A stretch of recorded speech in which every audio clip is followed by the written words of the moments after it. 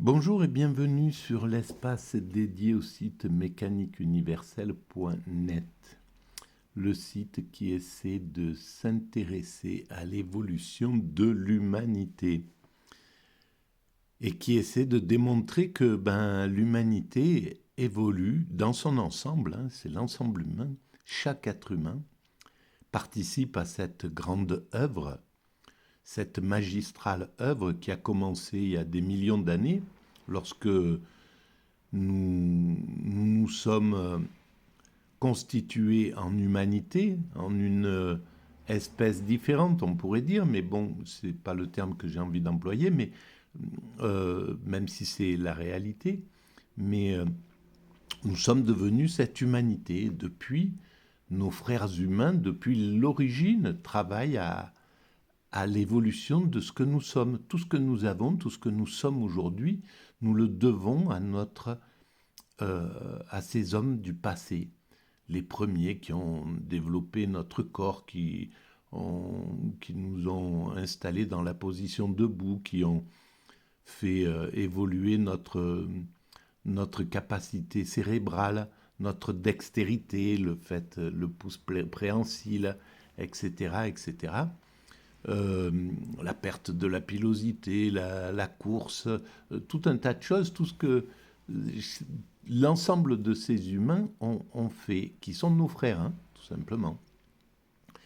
Et puis ils se sont répandus sur la planète, ils sont allés s'adapter à chaque environnement, comprendre tous les environnements de ce paradis qu'est la Terre, ce paradis potentiel, et il deviendra ce paradis en réalité. C'est ce que je préconise, pas je préconise, mais c'est ce que j'essaie de démontrer sur le site mécaniqueuniverselle.net. L'humanité va vers son ultime perfection, le paradis. Elle va finir de construire le paradis qu'on a mis en œuvre depuis très longtemps, même si on a l'impression que, au contraire, on fait un enfer des fois. Mais c'est parce qu'on évolue sans comprendre ce qu'on fait. Et cette prise de conscience, elle est très proche. Bientôt, l'humanité va prendre conscience de ce qu'elle réalise ensemble. Et donc, à ce moment-là, euh, l'antagonisme, ça sera plus la peine de l'utiliser.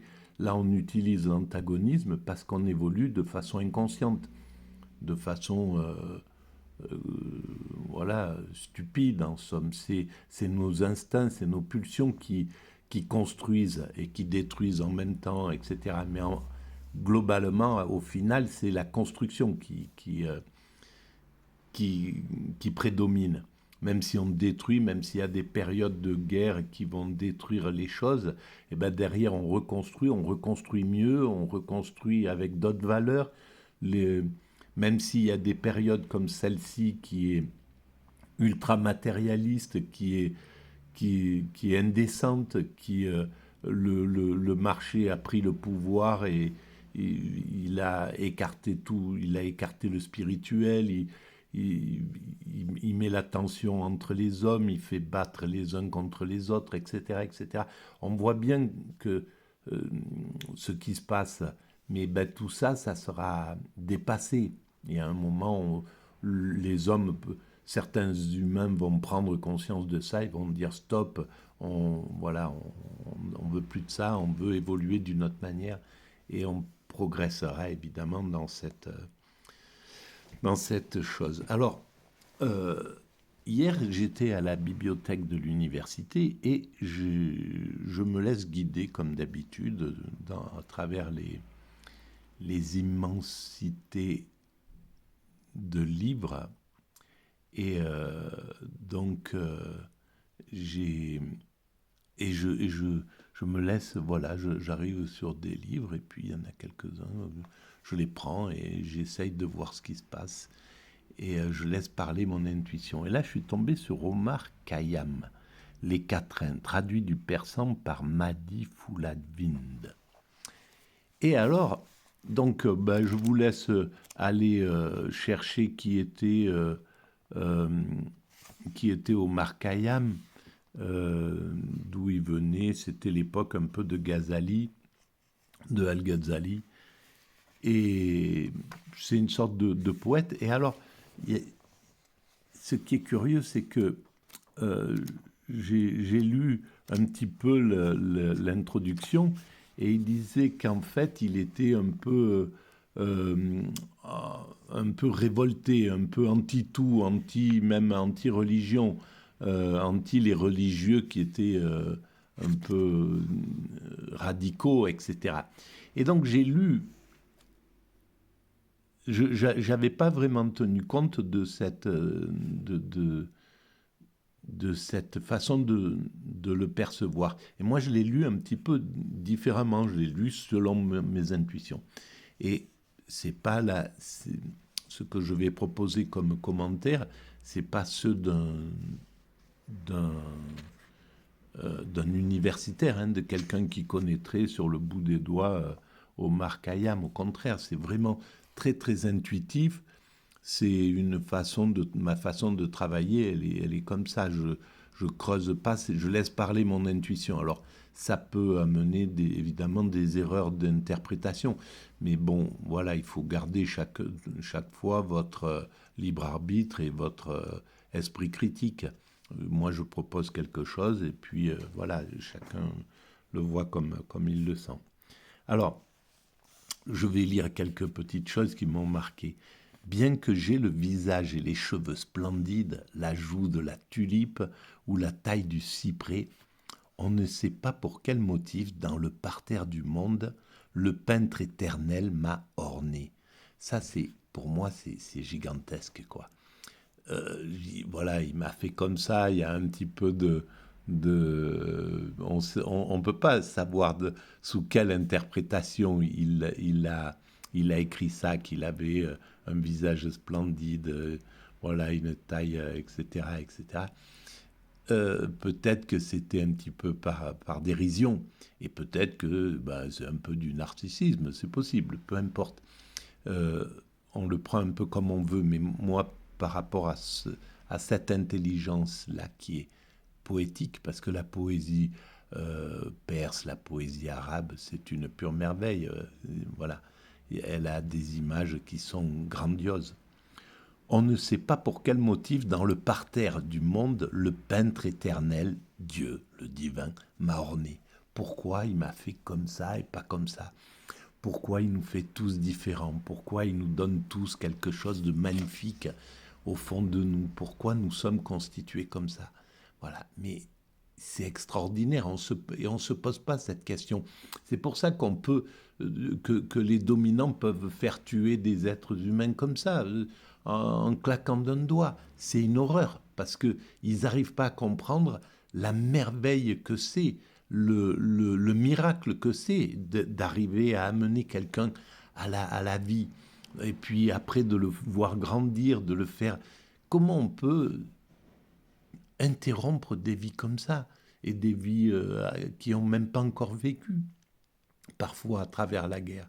C'est une horreur quand on y réfléchit. Et c'est vraiment une inconscience, parce que c'est juste l'incapacité de voir le miracle que c'est la constitution d'un être humain. Le fait qu'on fonctionne, le fait qu'on soit, euh, qu'on soit ce que nous sommes, quoi.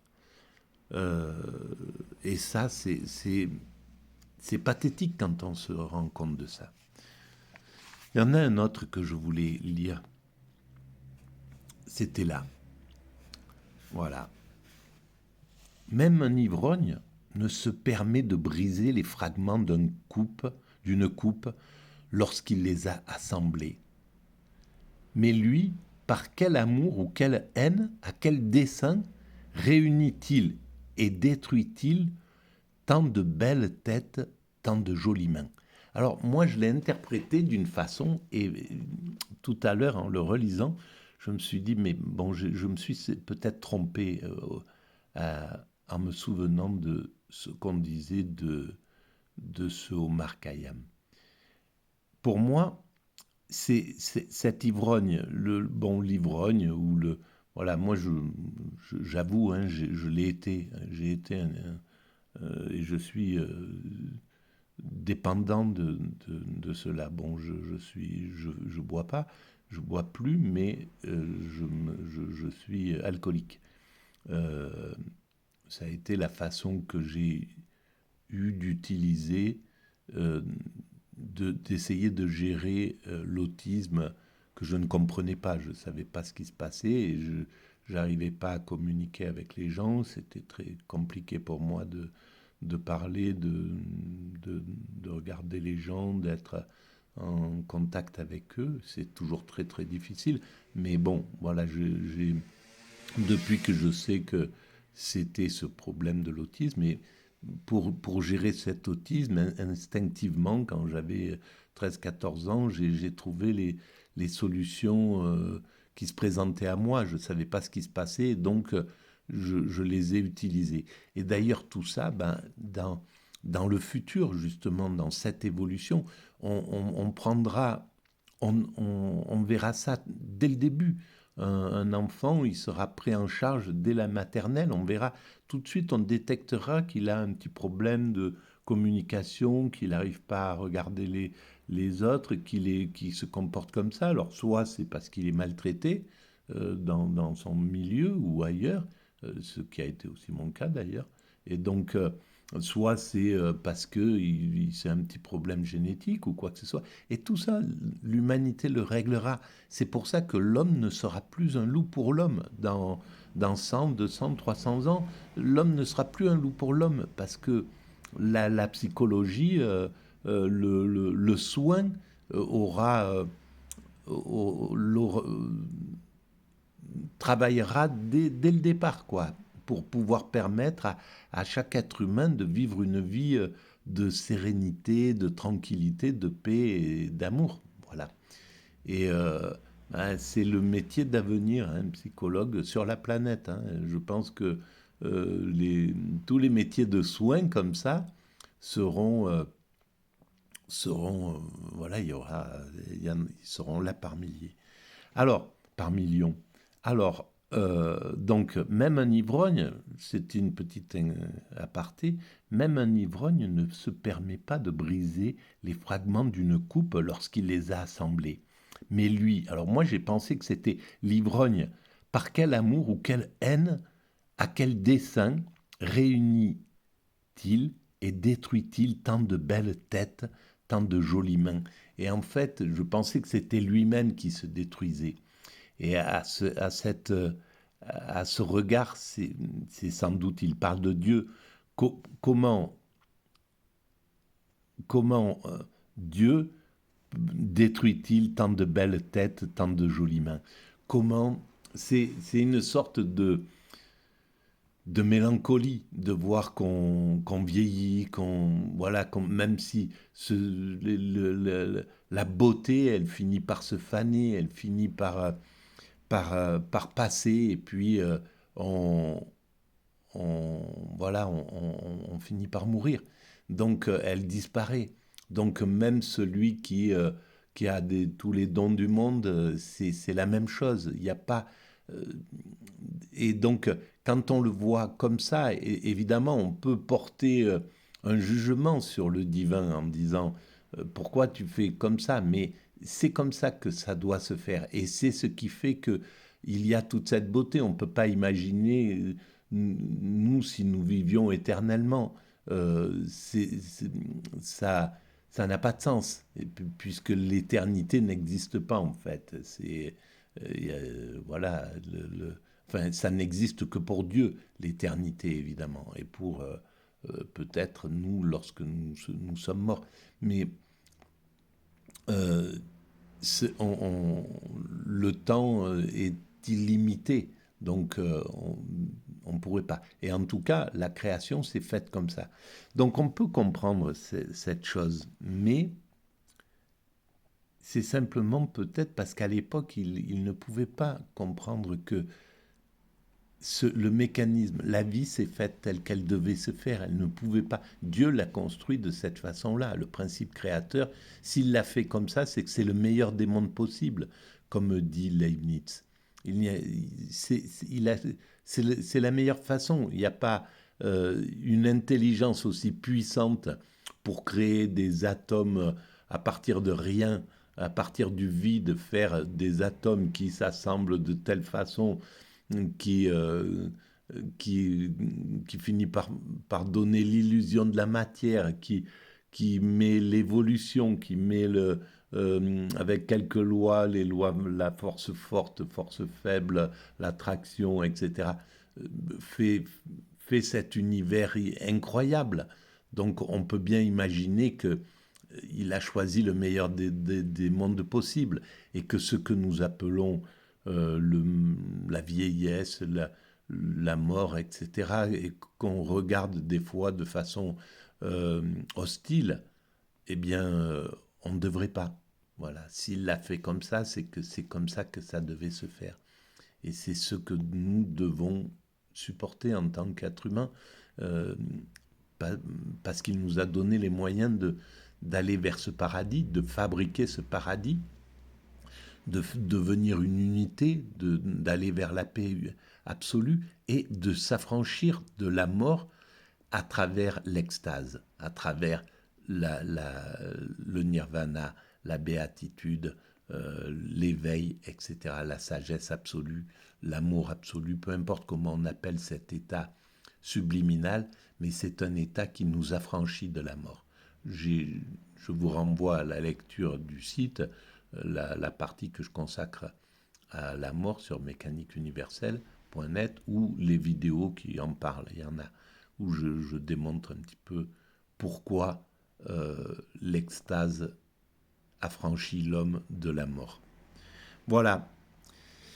Eh bien, je vais arrêter là pour cette vidéo sur Omar Khayyam, les quatrains. Alors, voilà, peut-être que c'était c'était quelqu'un, en tout cas, c'était un génie, voilà, on peut le dire. Et cette façon de penser, cette lucidité, cette conscience. Alors, voilà, elle est liée. Et puis, c'était très important qu'il y ait, à cette époque-là, il y avait tout un tas de penseurs qui étaient critiques du système et de la religion telle qu'elle était pratiquée, etc., etc., et de ses excès. Ça a toujours été le cas hein, dans les choses. Et il y a toujours eu des esprits caustiques, des esprits voilà, poétiques qui ont éclairé la vie sous un autre angle. Et c'est parfait, quoi. Hein, voilà. Donc, j'arrête là pour cette vidéo et je vais vous proposer donc, comme d'habitude, de mettre des pouces si vous pensez que ça a un peu d'intérêt universel, cette façon autistique de, de raconter l'évolution, ou bien et plutôt de vous abonner si vous pensez cela bien. Ça augmente la visibilité du site. Ensuite, vous pouvez envoyer le lien à vos amis qui seraient susceptibles d'être intéressés par ces idées-là. Et puis, vous pouvez laisser des commentaires. J'y réponds systématiquement. Et puis, allez visiter le site mécaniqueuniverselle.net où je l'ai écrit il y a 23 ans maintenant, mais c'est toujours d'actualité pour la plupart des choses. Voilà, il y a peut-être des petites améliorations que j'ai fait à travers ces vidéos.